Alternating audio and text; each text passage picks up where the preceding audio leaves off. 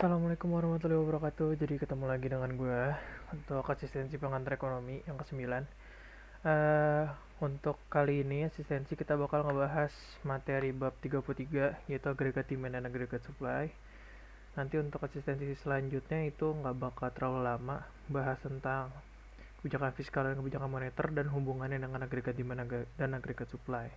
Jadi mungkin hari ini gue bakal ngupload dua video sekaligus gitu. Ntar tunggu aja lah. Nah, jadi untuk pembahasan kali ini kita bakal ngomongin tentang fluktuasi perekonomian, terus juga uh, ya fakta-faktanya, terus ada kalau fluktuasi perekonomian yang bakal kita bahas lebih lanjut itu lebih ke jangka pendek. Nah, terus kita bakal ngebahas tentang agregat demand dan agregat supply itu sendiri. Jadi, walaupun kita udah beberapa kali gue juga sempat make di kelas untuk ngejelasin agregat demand agregat supply, tapi sebenarnya kita belum tahu kan sebenarnya apa ya, kayak tetek bengeknya mengenai agregat demand agregat supply ini ntar kita bakal bahas kayak gitu. Jadi yang pertama mengenai fluktuasi perekonomian itu sendiri, khususnya di jangka pendek ya. Sebenarnya apa sih? Iya, sebenarnya balik lagi itu adalah apa yang terjadi di perekonomian yang digambarkan oleh si business cycle ini lagi. Nah, untuk fluktuasi perekonomian di jangka pendek itu sendiri, ya umumnya jangka pendek itu nggak dapat diprediksi dan irregular. Kenapa nggak bisa diprediksi? Ya karena nggak ada yang tahu orang kapan sih kita bakal tumbuh dengan baik, tumbuhnya sampai kapan, kapan sih bakal ada resesi, kapan sih bakal terjadi depresi dan lain sebagainya. Sebagai contoh aja, di tahun 90-an yang krisis Asia Tenggara itu nggak ada yang tahu karena Asia Tenggara lagi tumbuh dengan sangat baik gitu kan. Terus tiba-tiba ada shock di apa namanya harga bat Thailand. Indonesia juga lagi disebut-sebut sebagai macan Asia yang pertumbuhannya sangat baik. Nah, terus tiba-tiba Indonesia mengalami, ya Asia Tenggara terutama Indonesia itu mengalami krisis yang sangat parah, itu nggak ada yang tahu gitu. Padahal diperkirakan pertumbuhan Asia, khususnya Asia Tenggara itu lagi bagus-bagusnya terus gitu. Ya, jadi nggak ada yang tahu. Sekarang juga apa yang kita alami sekarang itu nggak ada yang tahu. Untuk kalau teman-teman ingat waktu kalian apa namanya baru masuk semester 1 ya kita anggapannya bahwa Indonesia oh ya bakal terus tumbuh dengan baik, 2020 itu akan menjadi tahun yang apa namanya menjadi kunci bagi Indonesia, pertumbuhannya bagus gitu kalau bisa dimanfaatkan dan lain sebagainya. Nyatanya nggak cuma Indonesia tapi dunia sedang mengalami shock gitu kan. Seperti yang kalian alami sekarang nonton video ini karena shock tersebut. Nah, umumnya fluktuasi variabel-variabel makro itu terjadi secara bersamaan nih. Uh, kita fokusnya ke pengangguran, inflasi, dan output. Seperti kalau misalnya teman-teman juga mau cari contoh lain bisa itu kalau kita lihat kalau misalnya ada pergerakan yang paling kelihatan tuh di output sama inflasi dulu misalnya kayak gitu. Kalau misalnya outputnya jatuh gitu terus inflasinya itu bisa naik atau bisa turun, nah pasti ada pengaruhnya ke pengangguran juga. Kalau misalnya teman-teman lihat berita-berita sekarang, inflasi memang nggak terlalu tinggi ya karena diatur dan banyak intervensi dari pemerintah, tapi output diperkirakan itu untuk dunia ya turunnya lumayan ya, walaupun nggak buruk-buruk banget tapi lumayan turunnya. Dan juga pengangguran itu makin banyak. Kalau misalnya kalian lihat beberapa berita yang paling ramai itu ya tentang pengangguran di Amerika Serikat yang jumlahnya membludak sekali. Untuk di Indonesia sendiri bisa kelihatan mungkin dari lingkungan sekitar kita sendiri banyak orang-orang yang dirumahkan gitu kan, atau misalnya jam kerjanya dipotong itu terlihat lah gitu. Jadi apa yang dibahas di secara teori sebenarnya ya kejadian, cuma tinggal nunggu waktunya aja gitu kan. Ketika output turun pengangguran bakal naik itu. Nah ini berdasarkan Oakun Slow gitu. Ini fakta-fakta tentang fluktuasi perekonomian. Nah, fluktuasi ekonomi di jangka pendek tuh gimana sih? Jadi kita recall dulu nih masalah perekonomian jangka pendek. Jadi menurut ekonomi klasik, pandangan ada yang kalau masih ingat ada classical dichotomy. Jadi uh, pembedaan antara dalam ekonomi klasik pembagian antara sektor real dan sektor nominal. Di mana menurut classical dichotomy ini dan juga money neutrality kayak gitu, jumlah uang itu nggak bakal mempengaruhi dunia nyata atau sektor real. Jumlah uang itu cuma akan mempengaruhi harga aja. Kalau uang makin banyak, harga makin tinggi. Kalau uang makin sedikit, harganya bakal turun kayak gitu, mengalami deflasi. Gak bakal ada ceritanya kalau menurut classical dichotomy dan money neutrality, gak ada ceritanya saat jumlah uang beredar dinaikkan oleh bank sentral atau oleh pemerintah, itu akan menyebabkan output naik. Nah, itu nggak ada. Itu kata classical economics, classical dichotomy dan money neutrality di pandangan ekonomi klasik. Tapi sekarang mayoritas ekonom tuh percaya sebaliknya, di mana di jangka pendek gitu. Kalau di jangka panjang ini asumsinya masih holds gitu. Cuma ya seperti yang dikatakan oleh Keynes, ya kita nggak bakal pernah mencapai jangka panjang karena di jangka panjang kita semua udah mati, udah nggak usah dibahas kayak tadi gitu kan. Nah, di jangka pendek, uang itu punya dampak ke sektor real. Uang itu dapat mempengaruhi uh, pengangguran, GDP real, dari produktivitas sebuah negaranya, dan variabel-variabel lainnya. Ya, itu bisa bergerak atau berubah dengan adanya perubahan jumlah uang beredar. Untuk mengetahui perubahannya itu kayak gimana, digunakan analisa grafis yang bakal kita bahas sekarang, itu interaksi antara kurva penawaran agregat dan penawaran permintaan dan penawaran agregat. Untuk yang pertama kita bahas agregat demand. Jadi kalau misalnya kita bahas agregat demand, ini kan adalah kondisi keseimbangan di pasar barang. Jadi ini kan Y sama dengan C plus I plus G plus NX. Ini kan rumus yang sudah biasa kita bahas. Nah, tapi sebenarnya Y ini kan output nih. Kayaknya kemarin gue juga bahas di sini apa di PI ya. Ya gue ulang lagi aja. Jadi Y ini kan output nih atau produksi yang oleh perekonomian tersebut. Sedangkan C, I, G, dan NX ini adalah agregat expenditure atau agregat demand dari perekonomian tersebut. Keadaan di equilibrium itu adalah saat ya supply sama dengan demand gitu. Nah, ini agregat expenditure atau agregat demand yang dilakukan oleh sebuah perekonomian. C adalah demand oleh rumah tangga, I adalah demand oleh firms, G adalah demand oleh government, terus NX adalah demand oleh faktor-faktor atau misalnya pelaku-pelaku perekonomian di luar negeri. Tuh. Jadi agregat demand itu adalah agregat expenditure C, I, G, X, M. Agregat demand itu digambarkan seperti demand yang kayak biasa, itu turun dari kiri atas ke kanan bawah. Jadi gitu ya. Apa namanya, negatif slope. Kenapa? Karena ada beberapa faktor. Ada efek dari kekayaan, wealth effect, ada dari interest rate effect, dan juga yang terakhir ada exchange rate effect. Ini bakal dibahas. Ini perlu diperhatikan karena kalau dilihat secara historis sih yang ginian keluar waktu di ujian. Tuh. Nah, pertama wealth effect dulu nih. Jadi wealth effect atau efek kekayaan tuh gimana sih? Itu ngegambarin hubungan antara tingkat harga dan tingkat konsumsi agregat demand-nya. Ya, satuannya output quantity gitu kan ya. Ketika terjadi perubahan harga, katakan saja kita ngomongnya ini harganya naik dari P1 ke P2 lah gitu. Naik, maka tingkat pendapatan real seseorang akan menurun. Kenapa? Karena harga-harganya naik, ceteris paribus artinya income-nya tetap, artinya pendapatan realnya bakal turun karena income nominalnya tetap. Atau daya belinya menurun.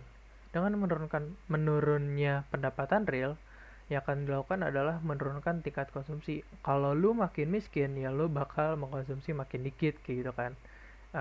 Tidak mengkonsumsi barang-barang kebutuhan sekunder, kebutuhan tersier, ya ditunda-tunda gitu. Jadi kalau harga naik, karena wealth lu bakal berkurang, tingkat konsumsi lu bakal turun tuh. Yang akan terjadi adalah moving along the curve, the aggregate demand curve. Tuh. Terus setelah wealth effect ada lagi namanya interest rate effect. Ini menggambarkan hubungan antara price level dan output total demand melalui transmisinya investasi. Kalau tadi ada perubahan harga nih, kita asumsinya harganya naik lagi. Kalau harganya naik, maka masyarakat akan membutuhkan lebih banyak uang untuk melakukan belanja yang umum mereka lakukan. Jadi kita asumsinya kan ceteris paribus, walaupun harganya naik, tetap konsumsinya tidak berubah, misalnya kayak gitu, untuk memenuhi kebutuhan dasar. Nah, artinya uang yang dibutuhkan semakin banyak. Awalnya bisa beli beras 1 liter 10.000 misalnya, sekarang butuh 15.000. Gua narik duit atau misalnya belanja online-nya transfernya lebih banyak, sehingga money demand-nya itu akan lebih tinggi. Yang terjadi adalah peningkatan jumlah uang yang diminta, yang digambarkan melalui naiknya kurva jumlah money demand. Hal ini menyebabkan tingkat suku bunga yang meningkat. Karena tadi price level naik, money demand naik, yang akan terjadi adalah tingkat suku bunganya meningkat. Tingkat suku bunga yang lebih tinggi akan insentif investasi, sehingga investasi akan menurun. Karena tingkat suku bunga yang lebih tinggi, ya kayak crowding out effect gitu, orang-orang yang awalnya mau investasi, oh kok sekarang biaya investasi jadi lebih mahal ya, yaudah deh nggak usah investasi, sehingga investasi menurun. Jadi akan terjadi adalah awalnya price level naik, kan? Sehingga orang-orang butuh uang lebih banyak, money demand-nya naik, sehingga interest rate-nya naik, menyebabkan investasi turun, dan juga sehingga agregat demand ini bukan agregat demand-nya yang turun, tapi titiknya itu agregat expenditure-nya turun gitu. Terus selanjutnya ada exchange rate effect. Kalau ini efek nilai tukar menjelaskan slope AD melalui transmisi ekspor dan impor. Jadi skemanya hampir sama nih kayak yang interest rate effect, tapi bagian akhirnya agak berbeda sedikit aja.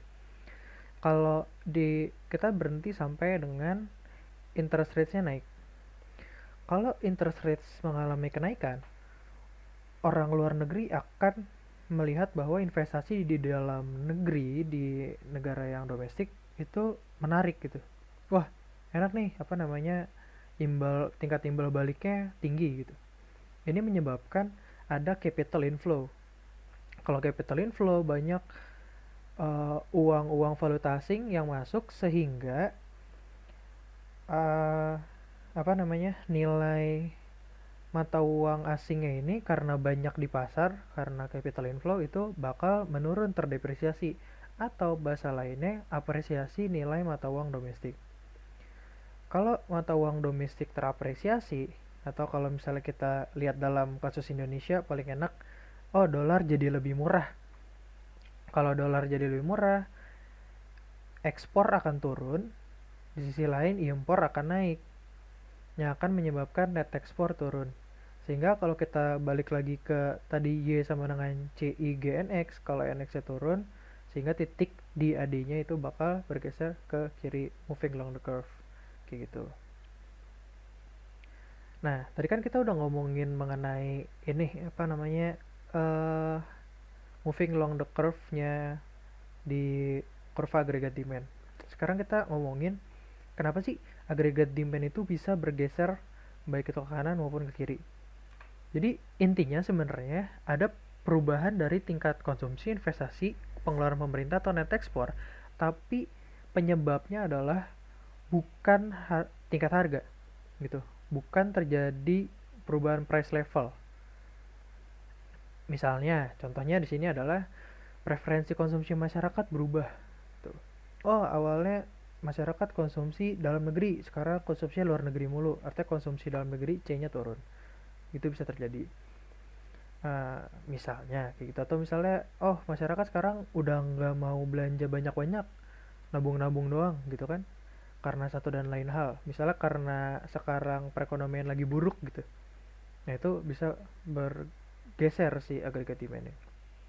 Investasi, misalnya minat investasi meningkat karena perubahan regulasi. Kayak misalnya oh ada potongan pajak dari pemerintah atau ada insentif bagi investor, kayak gitu bisa berpengaruh. Kalau masalah pengeluaran pemerintah, yaitu misalnya ada proyek yang dibatalkan atau misalnya yang disahkan, atau misalnya ada bantuan potongan, eh, bantuannya ditambah, bantuannya dipotong, kayak gitu.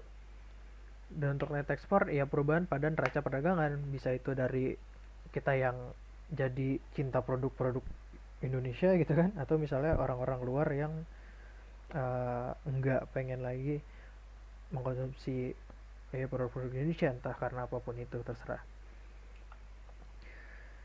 Nah, udah, kalau misalnya tadi ada perubahan-perubahan ini, agregat demand-nya bakal bergeser baik ke kanan maupun ke kiri, tergantung dia positif atau negatif, kayak gitu aja kan.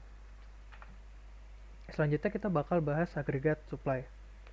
Untuk agregat supply sendiri, penawaran agregat itu kita ngomongin tentang total barang dan jasa yang ditawarkan atau diproduksi oleh sebuah perekonomian. Kurva agregat supply tidak seperti agregat demand yang cuma digambarin berslope negatif aja, negatively slope. Tapi bisa juga agregat supply itu, kalau supply yang biasa kan kita gambarnya ke atas gitu ya, positively slope. Tapi di sini kita bisa menggambarkan vertikal. Nanti bakal dijelasin kenapa. Kurva penawaran agregat yang vertikal dapat temukan dalam analisis perekonomian jangka panjang. Nah, umumnya sendiri, penawaran agregat jangka pendek itu digambarkan memiliki slope yang positif. Kenapa? Karena kalau tadi kan ada 3 penyebab tuh yang di agregat demand. Ada wealth effect, interest rate, sama exchange rate effect. Kalau di sini ada 3 juga. Ada sticky wage theory, ada sticky price theory, dan misperception theory. Kita bakal bahas lebih lanjut. Sticky wage theory. Jadi teori mengenai kekakuan harga, atau misalnya sticky itu apa ya, aneh, kelengketan kan aneh ya, kekakuan harga itu menyebabkan AS yang positif tuh gimana. Jadi asumsikan ada perubahan tingkat harga nih, sedangkan tingkat upah itu umumnya tetap. Jadi kalau di buku dijelasinnya gini, kalau misalnya tingkat harga ada yang berubah, entah itu naik atau turun, umumnya tingkat upah itu nggak langsung serta-merta langsung berubah. Karena katakanlah pekerja kontrak sudah dikontrak selama 6 bulan, gaji sekian, dan nggak bisa nego lagi misalnya kayak gitu. Perusahaan akan melakukan penyesuaian pada tingkat produksi. Kenapa? Katakan harganya naik, sedangkan wage untuk labornya itu tetap. Artinya setiap penjualan satu unit barang dengan harga yang lebih tinggi tapi wage pekerjanya itu sama aja, itu bakal jadi lebih profitable kan. Sehingga mereka bakal produksi lebih banyak, mereka bakal menawarkan barang lebih banyak selama si wage-nya ini belum berubah. Kalau misalnya wage-nya nanti sudah keburu berubah, ya nanti kan bakal sama lagi aja kan. Jadi mendingan produksi sekarang, nawarin sekarang, pas lagi profitable, kayak gitu. Nah, kebalikannya, kalau misalnya terjadi penurunan harga, sedangkan wage-nya itu tetap, ya mendingan gak usah produksi banyak-banyak, gitu kan. Harganya lagi rendah, gitu. Sedangkan wage-nya tetap, mendingan nanti aja. Kalau misalnya kita sudah bisa nego sama pekerjanya untuk tingkat upahnya dikurangin, ya walaupun sebenarnya jarang lah terjadi seperti itu. Selanjutnya, ada yang namanya sticky price theory. Sticky price itu gimana sih? Teori sticky price itu dia bilang kalau positifnya slope agregat supply itu membawa atau disertai oleh fenomena yang namanya menu cost. Jadi kalau misalnya ada perubahan harga dan perusahaan harus juga menyesuaikan harga dari produknya, itu bakal ada waktu. Kenapa? Karena sekarang harga bahan baku berubah atau harga di industri berubah. Yuk kita riset dulu atau misalnya kita hitung dulu harga produk kita tuh harus disesuaikannya naik atau turun berapa ya gitu, berapa persen ya naik tuh atau turunnya gitu, biar tetap sesuai dengan keinginan masyarakat tapi juga kita tetap untung dan lain sebagainya kayak gitu. Itu agak lama, sehingga kalau di buku dijelasinnya ketika terjadi katakanlah kenaikan tingkat harga. Secara umum inflasi, perusahaan yang belum dapat menyesuaikan harganya dengan cepat, jadi masih ngitung-ngitung ini, dan tetap jualan di harga yang biasa, akan menjual lebih banyak barang-barangnya. Makanya pas price-nya naik, supply-nya bakal naik. Hal ini terjadi karena konsumen yang menyerbu produk-produk yang belum sempat melakukan penyesuaian harga. Ini yang gue tangkap dari beberapa penjelasan yang gue baca mengenai sticky price theory. Kayak gitu. Selanjutnya yang terakhir, mengenai kenapa slope AS itu ada jadi positif, itu misperceptions. Menurut penjelasan teori persepsi, pelaku usaha itu salah tangkap mengenai keadaan.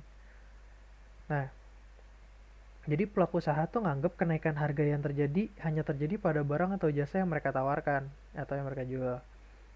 Nah, padahal kan yang terjadi kalau misalnya kita lagi bahas agregat supply ini kan price level di satu negaranya naik ya. Jadi harusnya barang-barang inputnya juga harganya naik, katakanlah ada juga apa namanya biaya logistiknya juga naik dan lain sebagainya.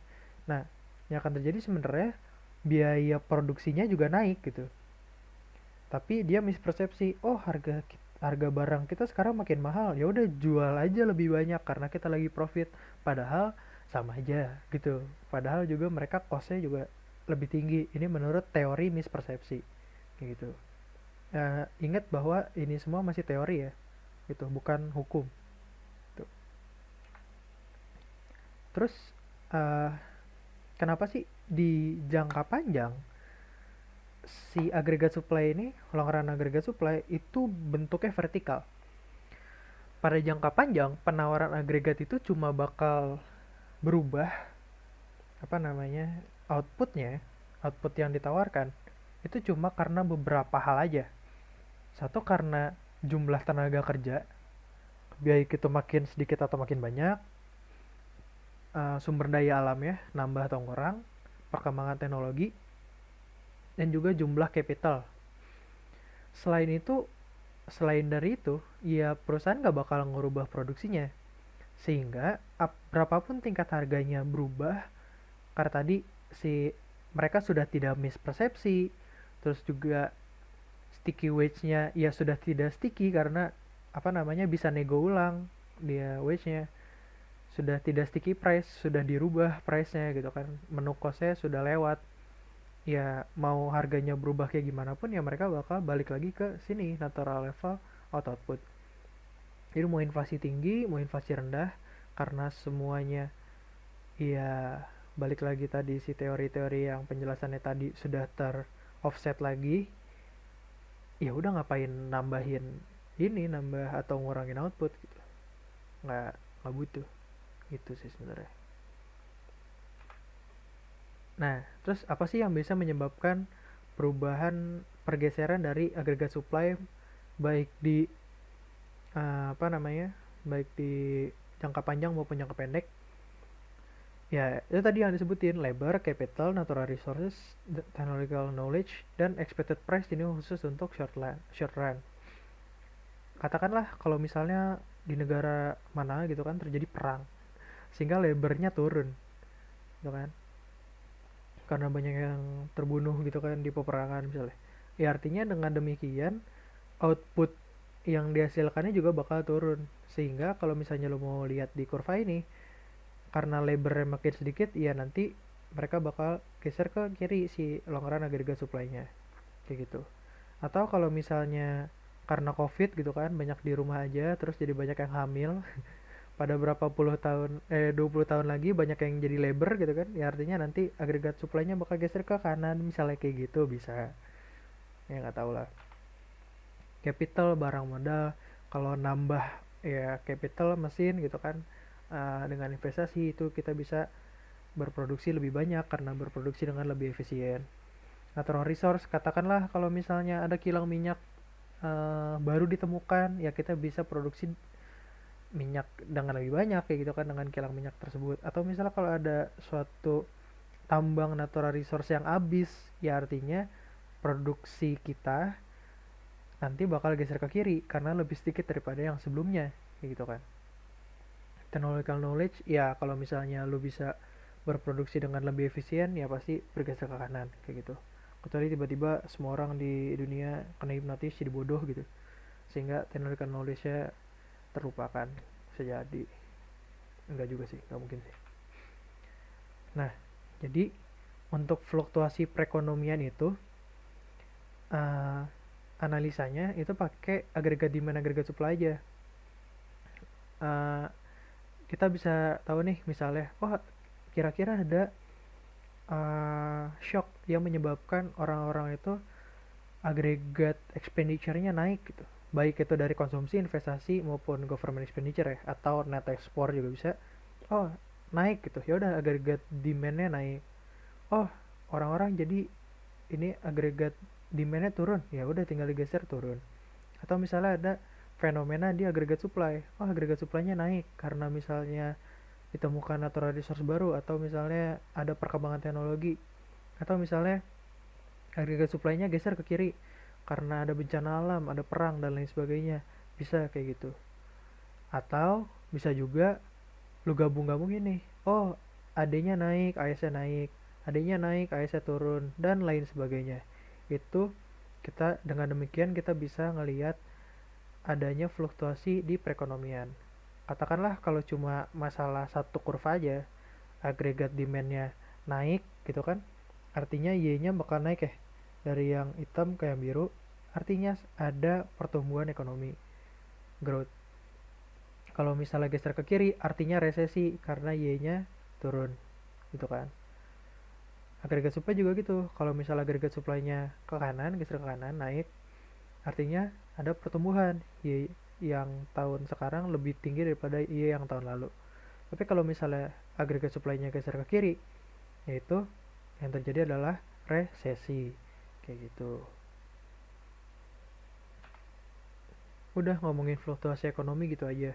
Untuk selanjutnya mungkin gue bakal bahas beberapa soal, tapi nanti di asistensi selanjutnya, karena ya gue juga masih, ya untuk materi sekarang cuma gitu doang sih. Kalian nanti ada bahas-bahas beberapa hal aja untuk di tutorial yang selanjutnya lah kayak gitu.